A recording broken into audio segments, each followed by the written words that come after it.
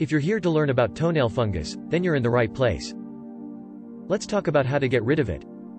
This is the helpful doc. Stick around and watch the whole video because I am going to share some really important information that you wish you knew. And at the end of this video, you'll get my top remedy on how to completely get rid of your toenail fungus. Plus a bonus remedy that'll speed up the whole process. There are two main parts to this video. The first, we need to address the elephant in the room. And by that, I mean, we want to learn exactly why some people get toenail fungus while others never do. We want to ask a few questions, such as, why does having your spleen taken out make you more likely to get this condition? Why does it happen so often in Cushing syndrome? Why does it happen to so many diabetics? One study found that 77 out of 152 diabetics who took part in the study had this problem. These are all the questions we need to ask. And the reason I'm doing this video is because I genuinely want you to change the way you look at your body.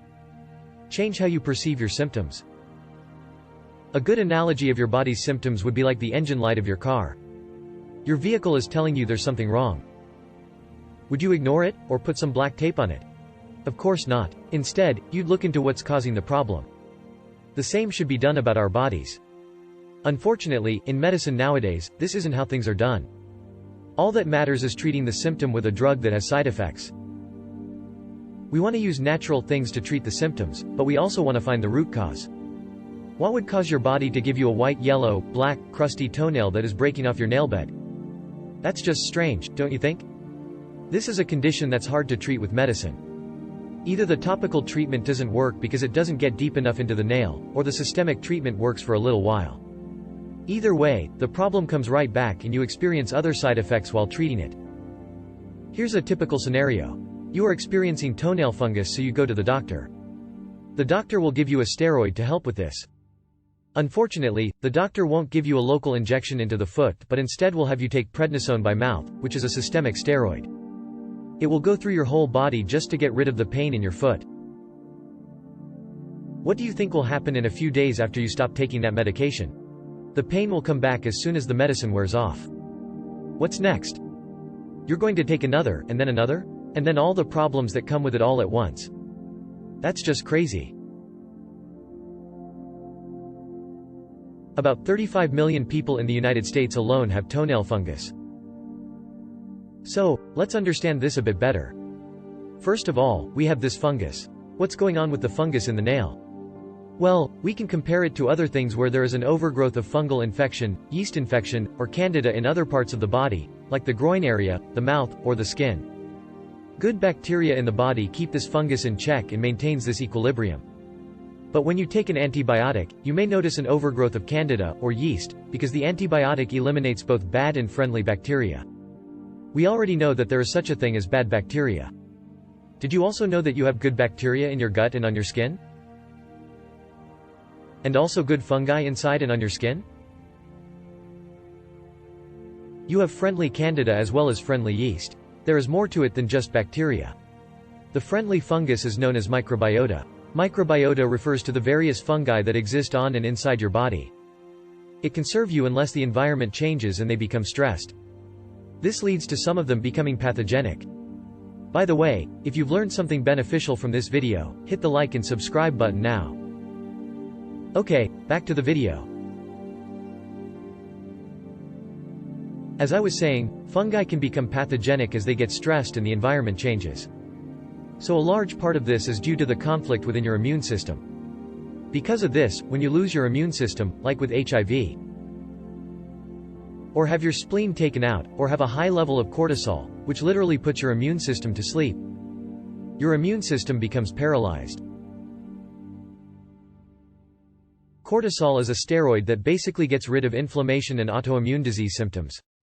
It calms down an immune system that is overreacting because it slows down the white blood cell.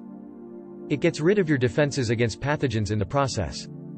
So, if you have Cushing syndrome, which is a chronic rise in cortisol, you are more likely to have problems like toenail fungus and problems with your immune system. Let's also discuss what happens when you have diabetes. So, what is diabetes? It simply means that you have a lot of sugar in your body.